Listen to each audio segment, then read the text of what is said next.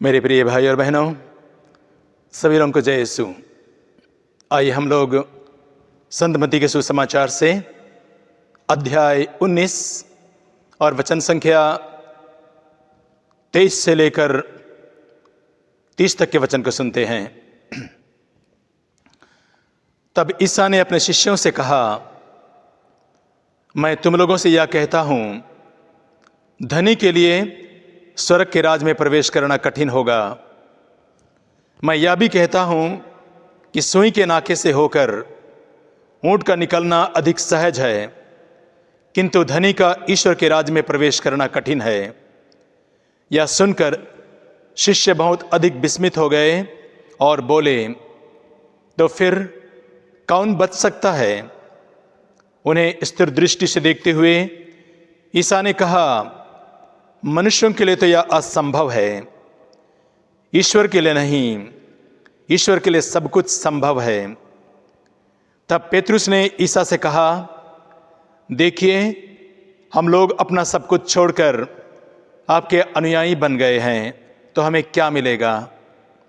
ईसा ने अपने शिष्यों से कहा, मैं तुमसे अपने अनुयायियों से यह कहता हूं, मानव पुत्र जब पुनरुत्थान में अपने महिमामय सिंहासन पर विराजमान होगा, तब तुम लोग भी 12 सिंहासनों पर बैठकर इस्राएल के 12 वंशों का न्याय करोगे। और जिसने मेरे लिए घर, भाई बहनों, माता पिता, पत्नी, बाल बच्चों अथवा खेतों को छोड़ दिया है, वह 100 गुना पाएगा और अनंत जीवन का अधिकारी होगा। बहुत से लोग जो अगले हैं पिछले हो जाएंगे और जो पिछले हैं अगले हो जाएंगे। मेरे प्रिय भाई और बहनों, आइए हम वचन सुनने के आगे एक छोटा सा गीत गाते हैं।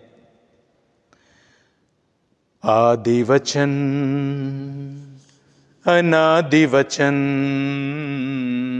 आदि वचन अनादि वचन, आदि से विद्यमान वचन, ओ मुक्ति दिलाता वचन। आदि से विद्यमान वचन, ओ मुक्ति दिलाता वचन। आदि वचन अनादि वचन, आदि वचन अनादि वचन, आदि से विद्यमान वचन, ओ जीवन दिलाता वचन। आदि वचन अनादि वचन, आदि वचन अनादि वचन। मेरे प्रिय भाई और बहनों, जब आज के सुसमाचार को हम लोग सुनते हैं तो हम लोग देखेंगे, कल के सुसमाचार में एक धनी युवक प्रभु यीशु के पास में आया और उन्होंने कहा था, अनंत जीवन प्राप्त करने के लिए मैं कौन सा भला कार्य करूं? और प्रभु ने कहा था, आज्ञाओं का पालन करो। और उन्होंने कहा, मैंने इनका पालन किया है। तब प्रभु ने कहा, अपनी सारी संपत्ति बेचकर गरीबों को दे दो और तब आकर मेरा अनुसरण करो। और वह धनी युवक प्रभु के इस कथन पर बहुत उदास होकर चला गया। इसीलिए आज के सुसमाचार में देखते हैं, जहां प्रभु यीशु कहते हैं, धनी के लिए ईश्वर के राज में प्रवेश करना कठिन होगा। सुई के नाके से होकर ऊंट का निकलना अधिक सहज है, लेकिन धनी के लिए स्वर्ग के राज में प्रवेश करना कठिन होगा। मेरे प्रिय भाई और बहनों, जरूर प्रभु यीशु ने कहा कि धनी के लिए ईश्वर के राज में प्रवेश करना कठिन होगा, लेकिन प्रभु ने ये नहीं कहा कि असंभव होगा। इसका मतलब धनी स्वर्गराज में प्रवेश कर सकता है। हम देखेंगे कैसे और किस प्रकार, आइए हम आगे सुनते हैं। हम वचन में देखेंगे संत लूकस के सुसमाचार में अध्याय 16 में, जहां पर धनी अमीर और लाजरुस के बारे में बताया जाता है। धनी अमीर प्रतिदिन दावत उड़ाया करता था और उसके फाटक पर एक लाजरुस कंगाल व्यक्ति दाने दाने के लिए मोहताज रहता था और तरसता था अपने पेट भरने के लिए। लेकिन धनी अमीर ने उस कंगाल को तुच्छ समझा और हम लोग देखते हैं कि दोनों एक दिन मर गए और धनी अमीर स्वर्गराज में प्रवेश नहीं कर पाया, क्योंकि उसने कंगाल लाजरुस को तुच्छ और घृणित समझा। हम यहीं पर हम दूसरी तरफ देखेंगे संत लूकस के सुसमाचार में अध्याय 19 और वचन 8 से लेकर 10 तक में देखेंगे। जब जक्केयुस प्रभु को अपने घर में बुलाया, तब जक्केयुस कहता है दृढ़ता के साथ, प्रभु मैं अपनी आधी संपत्ति गरीबों को दे दूंगा और जिनके साथ मैंने बेईमानी की है उसका चौगुना लौटा दूंगा। और प्रभु यीशु ने कहा, आज इस घर में मुक्ति का आगमन हुआ है। जक्केयुस भी एक धनी व्यक्ति था, लेकिन जब उनका मन परिवर्तन हुआ और वह सब कुछ देने के लिए तैयार हो गया, तब वह भी स्वर्गराज की योग्य पाया जाता है। मेरे प्रिय भाई और बहनों, जब आज के वचन को सुनते हैं तो हमें आज के इन वचनों को सुनने के साथ हमें घबराने की जरूरत नहीं है कि हम या धनी लोग स्वर्ग के राज में प्रवेश नहीं कर पाएंगे। प्रभु यीशु ने तो यह भी बता दिया, जो ईश्वर के लिए संभव है वह मनुष्यों के लिए असंभव है। आइए हम देखते हैं इसायास नबी के ग्रंथ में अध्याय 55 और वचन 9 में लिखा है।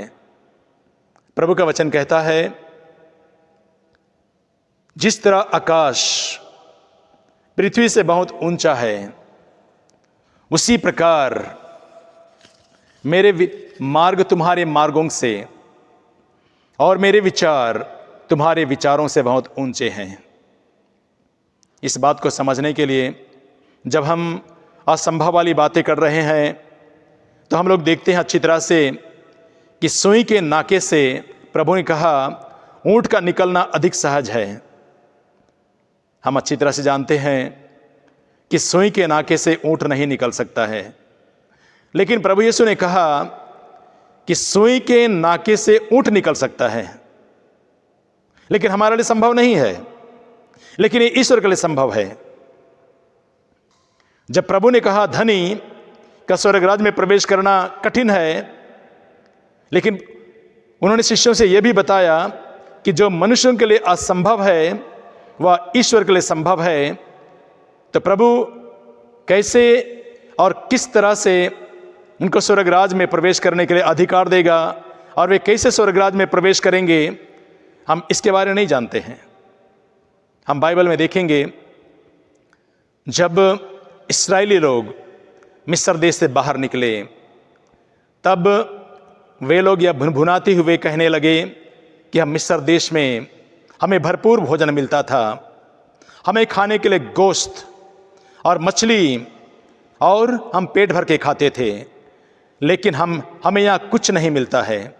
और वे लोग ईश्वर और मूसा के विरुद्ध भुनभुनाने लगे। तब ईश्वर ने उनका भुनभुनाना सुना, जिसको हम लोग गणना ग्रंथ में देखते हैं अध्याय 11 में और वचन 18 से लेकर 23 तक में देखते हैं। प्रभु मूसा से कहता है, लोगों से कह दो कि वे अपने को पवित्र करें, मैं उन्हें खाने के लिए मांस दूंगा। और उसके बाद मूसा नबी लोगों के पास आकर कहता है कि ईश्वर तुम लोगों को खाने के लिए मांस देगा, क्योंकि तुम्हारा भुनभुनाना परमेश्वर ने सुन चुका है। तुम लोग अपने को पवित्र करो। और मूसा कहता है ईश्वर तुम्हें खाने के लिए मांस देगा, वो 1 दिन के लिए नहीं, 2 दिन के लिए नहीं, 5 दिन के लिए नहीं, 10 दिन के लिए नहीं, 20 दिन के लिए नहीं, बल्कि महीनों तक तुम मांस खाते रहोगे, जब तक तुम उब नहीं जाओगे। और उसके बाद वही मूसा प्रभु से बातें करते हुए कहता है, प्रभु मैं जिस भीड़ के साथ चल रहा हूं, जिसकी तेरी प्रजा के साथ चल रहा हूं, यहां पर 6 लाख सैनिक रहते हैं। यदि इतनी सारी भेड़ काटे जाए या जानवर काटे जाए तो भी इनके लिए पर्याप्त नहीं होगा। यदि समुद्र की मछलियां पकड़िए जाए और इनके लिए दिया जाए फिर भी ये पर्याप्त नहीं होगा। और मूसा ईश्वर से यह कहना चाहता है, क्या यह संभव है? और ईश्वर मूसा नबी से कहता है, तुम स्वयं देखोगे। यदि ईश्वर में इतनी भी शक्ति नहीं कि वह ऐसा कर सके, तो मैं तुम्हारा ईश्वर कैसे हूं? जो मैंने कह दिया, 6 लाख इन सैनिकों को, उनके साथ बच्चे हैं, महिलाएं हैं, माताएं हैं, बूढ़े माता पिता है, सबको खाने के लिए मिलेगा।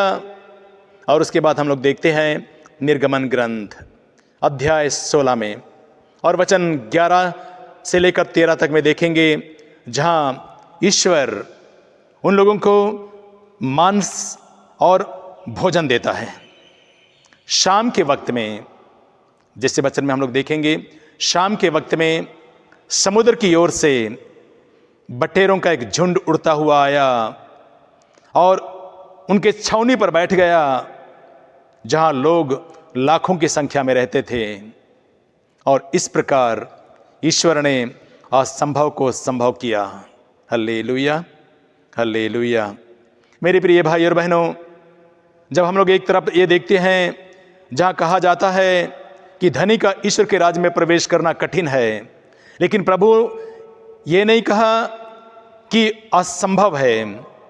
ईश्वर के लिए सब कुछ संभव है।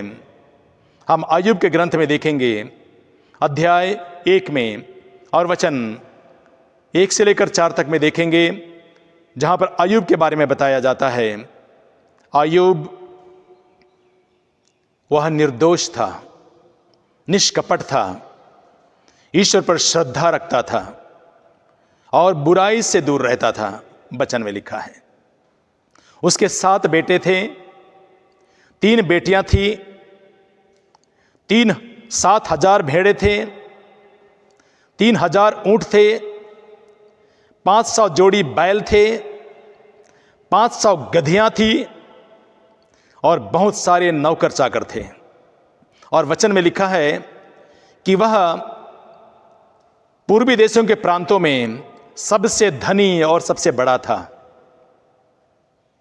हम अय्यूब के ग्रंथ के अध्याय 2 में और वचन 3 में देखेंगे, ईश्वर शैतान से कहता है, क्या तुमने मेरे सेवक अय्यूब पर दृष्टि नहीं डाला? क्या तुमने अय्यूब को नहीं देखा? क्या उन पर तुमने ध्यान नहीं दिया? वह निर्दोष है, निष्कपट है, ईश्वर पर श्रद्धा रखता है, बुराई से दूर रहता है। मेरे प्रिय भाई और बहनों, अय्यूब धनी था, अय्यूब ईश्वर पर श्रद्धा रखता था, अय्यूब बुराई से डरता था, अय्यूब निर्दोष और निष्कपट था। तो जब कोई धनी इस प्रकार का आचरण करता है, यदि वह धन संपत्ति होते हुए भी प्रभु के मार्ग पर चलता है, तो वह स्वर्ग राज्य में प्रवेश करने से वंचित नहीं हो सकता है। Hallelujah, hallelujah, hallelujah. मेरे प्रिय भाई और बहनों, आज जब हम प्रभु के वचन को सुनते हैं तो प्रभु का ये वचन हर एक जन के लिए है, हमारे परिवार के लिए है। हमारे परिवार में भी काफ़ी मात्रा में हमारे पास धन संपत्ति है, लेकिन इस बात को याद रखें कि हम इन सारे धन संपत्तियों का दुरुपयोग ना करें। ईश्वर ने आपको दिया है, ईश्वर ने आपको दिया है, इसका सही इस्तेमाल करें। जिस प्रकार अय्यूब के ग्रंथ में अध्याय 1 वचन 21 में लिखा है, अय्यूब कहता है, मैं नंगा ही माता के गर्भ से निकला और नंगा ही पृथ्वी के गर्भ में चला जाऊंगा। ईश्वर ने दिया, ईश्वर ने ले लिया, ईश्वर को धन्यवाद। हम नहीं जानते हैं कब हमें इस संसार से जाना पड़ेगा, इसलिए यदि आपके जीवन में धन है, संपत्ति है, तो हम इसके लिए ईश्वर को धन्यवाद दें और ईश्वर के प्रति, उसके वचन के प्रति, लोगों के प्रति, जिस प्रकार अय्यूब का जीवन वह बुराई से दूर रहता था, ईश्वर पर श्रद्धा रखता था, वह निर्दोष और निष्कपट था, हम ऐसा ही बने। ईश्वर आपको आशीष दे। Hallelujah, hallelujah, hallelujah.